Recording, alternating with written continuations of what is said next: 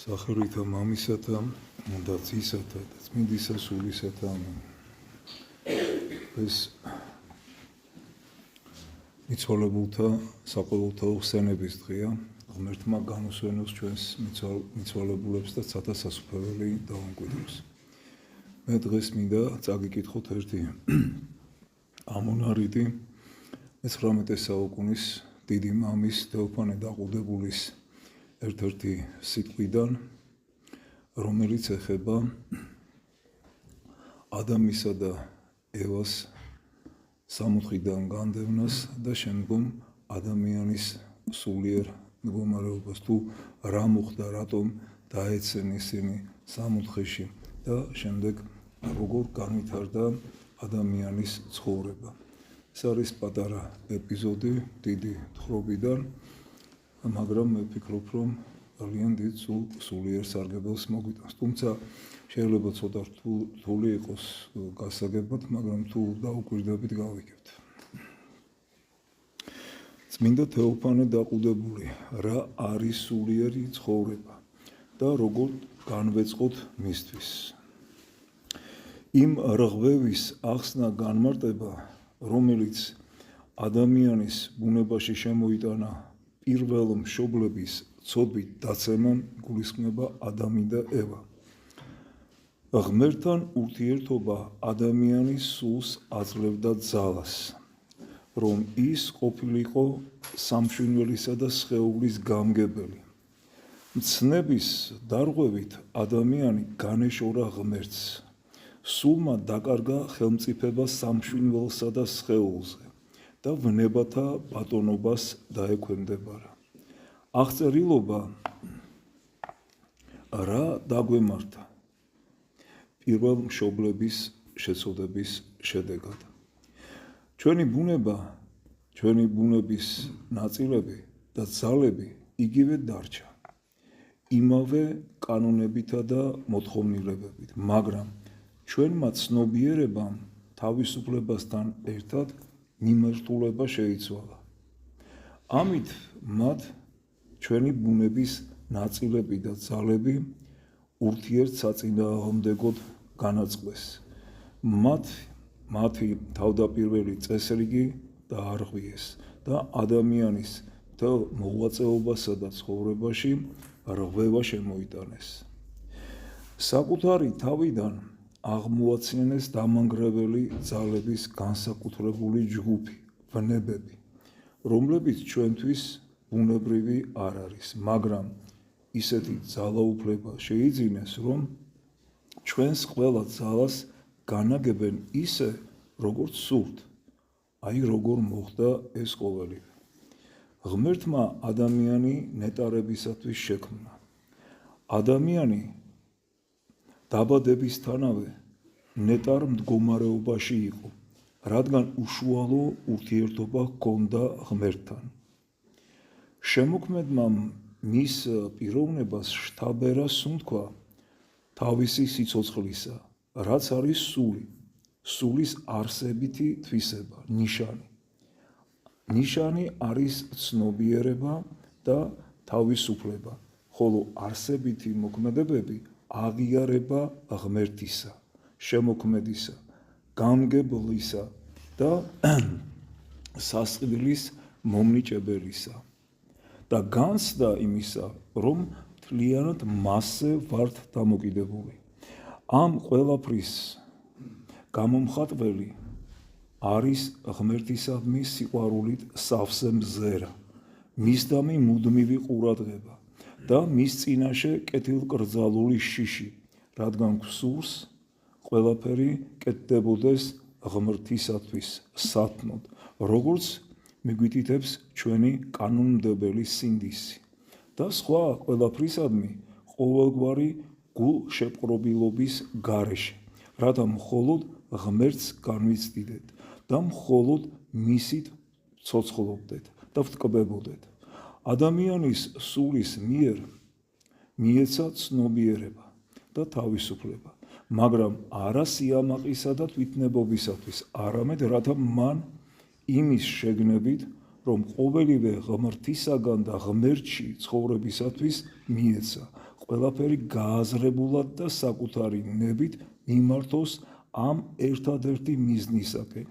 როცა ის ასია განწყობილი, მაშინ ის ღმერთთანაა და ღმერთი მასშია. ღმერთი, რომელიც ადამიანშია, მის სულს აძლევს ძალას, რომ ბატონობდეს სამშვიდობელსა და სხეულზე და შემდეგ სხვა ყველაფერზე. რაც არის ამის გარეთ, სწორედ ასეთი იყო ადამიანის თავდაპირველი მდგომარეობა. ღმერთი ეცხადებოდა პირველ მშობლებს და ეს ყველაფერი თავისი ღვთაებრივი სიტყვით დაამოწმა, როცა მათ ცნება დაუდო, რომ ის ერთადერთი სონდოდათ, მხოლოდ მისთვის ემსახურა და მხოლოდ ამ ერთადერთის ნებით ევლოდ, რომ არ დაბნეულიყვნენ იმის გამოძიებით თუ როგორ შეესრულებინათ ეს ყოველივე, ღმერთმა მისცა მათ მცირე მცნება, არ ეხმიათ ნაყოფები ერთი ხიდან, რომელსაც უწოდა ხე ცნობადისა, კეთილისა და ბოროტისა. აი ასე დაიწყეს ცხოვრება ჩვენმა პირველ მშობლებმა. გულისხმობა კვლავ ადამი და ევა და იმყოფებოდნენ სამოთხის ნეტარებაში. მათი შეშურდა უწინ ადამიანის შექმნამდე სიამაყით დაცემულ სულს და გზა აუგნია. მათთვის მიცემული მცირე მცნების დასარღვევად იმით წააქეზა, რომ მაცდუნებლად წარმოუდგინა. თითქოს აკრძალული ნაყოფის გემოსხივით ისეთი სიკეთით დატკბებოდნენ, რომლის წარმოდგენაც ამის გარეშე არც კი შეეძლოთ. გახდებოდნენ როგორც ღმერთები. მათ დაიჯერეს და შეჭამეს საქმე გემოსხივისა. შესაძლოა არც ისე დიდია, მაგრამ ცუდი ის არის, რომ დაუჯერეს და არ იცოდნენ ვის. შესაძლოა არც ეს ყოფილიყო ძალიან მნიშვნელოვანი, ის საშინლად დანაშაულებრივი აზრები და გრძნობები რომ არ გასჩენოდათ ღმერთის მიმართ, რაც შხამივი ჩააწვეთა მათში ბოროტმა სულმა. მან ცილი დასწამა, თითქოს ღმერთმა იმისთვის აუკრძალა ხის ნაყოფის ჭამა, რომ ღმერთები არ გამხდარიყვნენ. მათ ეს დაიჯერეს, ხოლო რა კი დაიჯერეს, არ შეეძლოთ არ მიეღოთ ღმრთის მგმობი გულის სიტყვები. თითქოს მას შურს მათი და არ აქვს მათდამი კეთილგანწყობა. ასეთი გულის სიტყვების მიღების შემდეგ პირველ მშობლებს აღარ შეეძლოთ განრიდებოდნენ ღმრთისადმი გაჩენილ ზოგიერთ უკეთურ გრძნობას და თვითნებურ გადაწყვეტილებას. ჩვენ ხომ თვითონვე ავიღებთ იმას, რასთან მიახლებასაც შენ გვიგრძალავ. აი თურმე ის როგორია, ჩარჩათ მათ ღმერთის შესახებ გულში. ჩვენ კი ფიქრობდით, რომ ასეთი სათნოა, მაშ მის ჯინაზე ჩვენ თვითონვე ვიზრუნებთ საკუთარ თავზე. აი სწორედ ასეთი აზრები და გრძნობები იყო საშინლად დანაშაულებრივი. სწორედ ისინი გამოხატავენ აშკარა განშორებას ღმრთისაგან და მტრულ ამბობს მის მიმართ. მათ შიგნითაც ის მოხდა, რაც ნათქვამია ბოროტ სულზე. ღრუბელთა ზედა დავიდგა მსაღდარს და მივემსგავსები უზენაესო. და ეს იყო არა როგორც აზრის გაელვება, არამედ როგორც მტრული გადაწყვეტილება. ასე აიმაღლა თავი ცნობიერებამ და თავისუფლებამ თვითნებობა გამოაჩინა. თავს იდორა საკუთარი ხვედრის მოწყობა. ანუ ხვედრის მოწყობა ღმერთის გარეშე. მოხდა ღმრთისაგან სრული განშორება. რაღაცნაირი ზიზღით და მტრული წინააღმდეგობრივი ჯანყით. ამისათვის ღმერთიც განეშორა ასეთ დამნაშავეებს და ცოცხალი კავშირი გაწყვიტა. ღმერთი ყველგანაა და ყოველივეს აღავსებს, მაგრამ თავისუფალი ქმნილებების შიგნით შედის მაშინ, როცა ისინი მას თავს მიუძღვნიან, ხოლო როცა საკუთარ თავში იკეტებიან, მაშინ ის არ არღვევს მათ თვითმკვლობელობას, არამედ იცავს რა და ასაზრდოებს მათში არ შედის. ასე დარჩნენ ჩვენი პირველ მშობლებიც მარტონი. თუ კი სწრაფად შეინანებდნენ, შესაძლოა ღმერთი დაბრუნებულიყო მათთან, მაგრამ ისინი გაჯიუტდნენ და აშკარა მხილებისას არც ადამმა და არც ევამ არ აღიარეს, რომ დამნაშავენი იყვნენ. ამას მოჰყვა სამსჯავრო და სასჯელი 60-დან განდევნისა. მაშინ გონს მოეგნენ, მაგრამ უკვე გვიანი იყო და დაკისრებული სასჯელი თავს უნდა ედოთ მათაც და მათ შემდგომ მთელს ჩვენს მოდგმამას, საცდა მადლობა ყოვლად მოწყალე ღმერთს, რომ თუმცა განგვეშორა, მაგრამ არ დაგვაგდო და საკუთარ თავთან ჩვენს შესაერთებლად უსაკვირველესი საქმე აღასრულა. თრობას წირვის ბოლოს გავაგრძელებთ. ღმერთმა დაგვლოცოთ და გაგვყოთ. მეგონი ოდნავ მაინც გასაგები იყო, რაზეა საუბარი. როგორ მოხდა ადამისა და ევას განდევნა, ანუ მთავარი მიზეზი რა იყო? სიამაყე. სიამაყე განაშორებს ადამიანს ღმერთისაგან. ჩვენც თუ დავაკვირდებით, როდესაც სიამაყეში ვართ, ღმერთი აღარ გვახსოვს, მხოლოდ და მხოლოდ საკუთარი მე.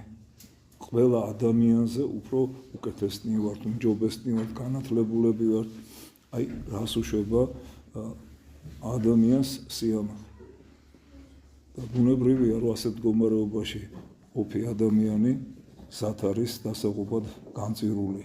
ამიტომ რაც დღეს ახლა აქ მოვისმინეთ ამ მოკლე საკითხით, რაც წავიკითხეთ, საკითხავით, ეს უნდა კარგად გავიაზროთ, რომ როგორც კი სიამაყეში ვარდებით, ღმერთს შორდებით.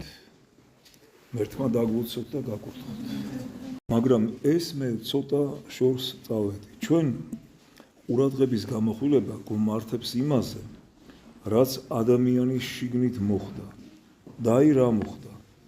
სული იყო სამშვინველისა და სხეულის გამგებელი, რადგან ის ცოცხალ უშუალო ურთიერთობაში იმყოფებოდა ღმერთთან და მისგან იღებდა საღმრთო ძალას. როცა ღმერთთან უშუალო ურთიერთობა გაწყდა, მაშინ საღმრთო ძალის წყაროც შეწყდა. საკუთარი თავის ანაბარად დარჩენილ სულს უკვე აღარ შეეძლო ჰქონოდა ხელმწიფება სამშვინველსა და სხეულზე, არამედ აღმოჩნდა მათგან გატაცებული და დაპყრობილი. ადამიანი დაიპყრო მშვინიერება, ხოლო მშვინიერების მიერ ხორციელება და გახდა ის მშვინიერი და ხორციელი. სული თუმცა იგივეა, მაგრამ ძალაუფლების გარეშე. ის თავის არსებობას გამოხატავს ხან ღმერთის შიშით, ხან სინდისის განგაშით, ხან იმით, რომ ნივთიერით ვერაფრით კმაყოფილდება, მაგრამ მისგან გამოხატულს ყურადღებას არ აქცევენ და იღებენ მარტო როგორც ცნობას, უწყებას. მთელ თავიანთ ზრუნვას მიმართავენ ამ ქვეყნიური ყოფის მოწყობისაკენ, რაც კიდეც არის სამშვინველის დანიშნულება და უმეტესად მოწყობისაკენ ნივთიერი ყოფისა, რადგან ამ ქვეყნიურ ცხოვრებასთან ჩვენი დამაკავშირებელი არის ხორცი, სხეული და რაც ხორციელია, უფრო ხელშესახებია და უფრო საჭირო ჩანს. როცა ჩვენი ბუნების ნაწილებს შორის არსებული წესრიგი ასე მოისპო, ადამიანს უკვე აღარ შეეძლო დაენახა მოვლენები თავიანთი ნამდვილი სახით. არ შეეძლო თავისი მოთხოვნილებების, სურვილების და გრძნობების ჯეროვანი წესრიგის დაცვა. ისინი აიშალნენ, აირივნენ და უწესრიგობა გახდა მათი დამახასიათებელი ნიშანი, მაგრამ ეს რა თქმა უნდა არა კეთილმდგომარეობა და კიდევ შეიძლება ასატანი ყოფილიყო, ვნებები რომ არა, თორემ ვნებები გარდაემატნენ, გამრავლდნენ და ტანჯავენ ადამიანს. შეხედეთ გაბრაზებულს, როგორ ურწყამს მრისხანება, როგორც ციებ-ცხელება, როგორ შეჭამა შურიანი შურმა, რომ საბრალო გალურჯდა, ნაღვლიანი, როგორ ჩამოახმა მწუხარებამ, რომ ძვალი და ტყავია. სწორედ ასეთია ყველა ვნება, ხოლო როცა შემოვიდნენ ისინი თვითონ ბრჭყალებში, თვითონ ერთად, როგორც კი პირველ მშობლის შიგნით წარმოითქვა მაშმე თვითონ, ანუ მათ თქვესო, რა თქვინდა ღმერთი, ჩვენ თვითონ. ესე ამბობს ამათი ადამიანი. ღმერთი არ ჭირდა, მე თვითონ მივხედავ ჩემ თავს, მე ვარ ჩემი თავის ღმერთი. აი მაშინ ინგრევა ყველაფერი. მაშინვე დაენერგა მასში თავნებობა. ეს შხამი და ეს თესლი სადანო. მისგან შემდეგ ჩამოყალიბდა მთელი მხედრობა ვნებებისა. ამპარტავნებას იძულვილი, შური, მწუხარება, დახსნილობა, სასოწარკვეთილება, სიყვარულით შეპყრობილობა და ვნებიანობა. მთელი თავიანთი მრავალრიცხოვანი და მრავალგვარი წარმონაშობით. ისინი ჩვენ შიგნით მრავალი ნაყოფის გამოღებით კიდევ უფრო ამღვრევენ იქ არსებულ ისედაც არეულ ვითარებას. მას აი რაში არის ნეულება. სულმა თავი აიმაღლა და თვითნებობა გამოაჩინა.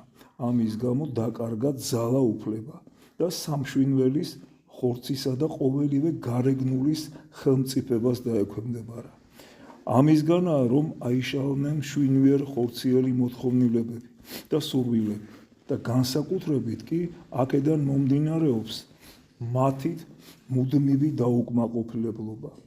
ამ დაუკმაყოფილებლობას და ზღვარდაუდებლობას საკუთარი თავიდან გადასცემს მათ სული, მათგან დამონებული. თვითონ ეს მოთხოვნილებები ზომიერნი არიან და შფოთი არ ახასიათებთ, ხოლო საზღვარი რომ არ აქვთ და ბობოქრობენ, ეს იმიტომ რომ მათში მღელვარებს სული, რადგან მას ბუნებითად უსაზღვრო ენერგია აქვს. აქედანაა გაუმაძღრობა, ლოთობა, ფულის დაგროვება და სხვა მრავალი ისეთი, რისთვისაც საზღვრის დადებას ადამიანი არ ფიქრობს. მაგრამ თავარის ნეულება ეს არის ვნებები, უცხო შემოსული ტირანები. ახლა თქვენთვის იულია გაგება, მას რა არის საჭირო რომ ჩვენში ყოველივე აღდგეს თავდაპირველი წესრიგით. ამის შესახებ შემდეგ ჯერზე მოგითხრობთ, როგორც ხოლო თქვენ მანამდე იფიქრეთ, გაიაზრეთ, ასე ამბობს და ასრულებს აი ამ ეპიზოდს თეოფანე დაყუდებული. ის რაც ჩვენ მოვისმინეთ ახლა, ეს გავიაზროთ და შემდეგ შაბათს გავაგრძელებთ თხრობას. ერთმა დაგლოცოთ და გაგურთხოთ. არნაშვიდს გადავიხდით პირველ საათს.